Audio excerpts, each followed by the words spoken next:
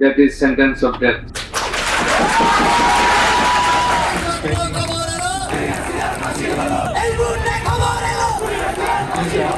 বাংলাদেশের সাম্প্রতিক ইতিহাসে এটিই বোধহয় সবচেয়ে আলোচিত মুহূর্ত, কারণ দেশে এই প্রথম কোনো প্রধানমন্ত্রীর জন্য সর্বোচ্চ দণ্ডাদেশ দেয়া হয়েছে।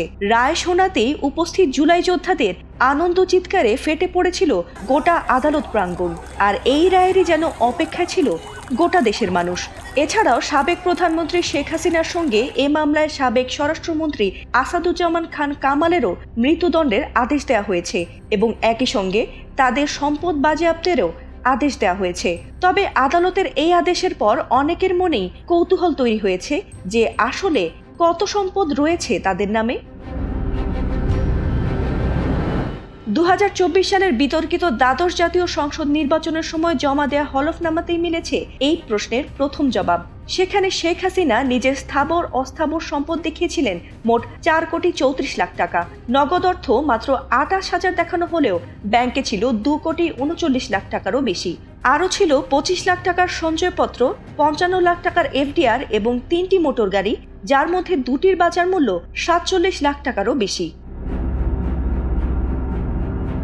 এছাড়াও শেখ হাসিনার নামে কৃষি জমি রয়েছে 15.3 বিঘা, যার ক্রয় মূল্য দেখানো হয়েছিল মাত্র 6,78,000 টাকা, আর তাতেই বেশ বিতর্কের সৃষ্টি হয়েছিল। তাছাড়া গাজীপুরের তেলিরচারা এলাকায় বঙ্গবন্ধুর নামে দানকৃত জমি থেকেও উত্তরাধিকার সূত্রে পাওয়া একটি পারিবারিক বাগান বাড়ি রয়েছে, যেটির জমির ভাগ রয়েছে শেখ রেহানা সহ তার পরিবারেরও।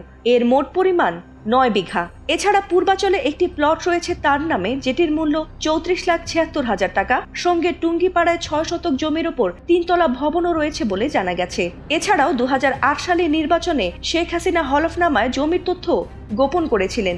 এসব অসঙ্গতি নিয়ে নির্বাচন কমিশনকে আনুষ্ঠানিক চিঠিও দিয়েছিল দুদক।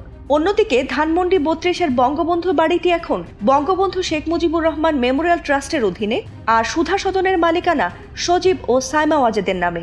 এসব সম্পদই এখন আদালতের নির্দেশে বাজেয়াপ্তের আওতায় রয়েছে। এবার আসা যাক সাবেক স্বরাষ্ট্রমন্ত্রী আসাদুজ্জামান খান কামালের সম্পদের দিকে। 2024 সালের হলফনামায় তিনি মোট 10,25,00,000 টাকার সম্পদের ঘোষণা দেন।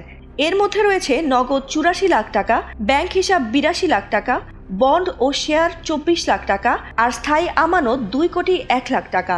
2টি গাড়ির মূল্য দেখিয়েছিলেন 1,61,00,000 টাকা। গ্রামের বাড়ি, জমি জমা ও অন্যান্য সম্পদ মিলিয়ে তার সম্পদের মূল্য দাঁড়ায় কোটি কোটি টাকায়। কিন্তু দুদকের হিসাব আরো বড়। তাদের দাবি আসাদুজ্জামান জ্ঞাত আয়ের বাইরে 16,42,00,000 টাকার সম্পদ অর্জন করেছেন। এ নিয়ে তার বিরুদ্ধে মামলাও হয়েছে এবং অনুসন্ধানও চলছে। 5 আগস্টের গণ অভ্যুত্থানের পর তারা ভারতে আশ্রয় নেন এবং এ তথ্য আদালতেও উল্লেখ করা হয়েছে। ফলে সম্পদ বাজেয়াপ্তের প্রক্রিয়া এখন আরো দ্রুত গতিতে এগোতে পারে বলেই মনে করছেন অনেকে। ফাতিমা সুলতানা, এটিএন বাংলা।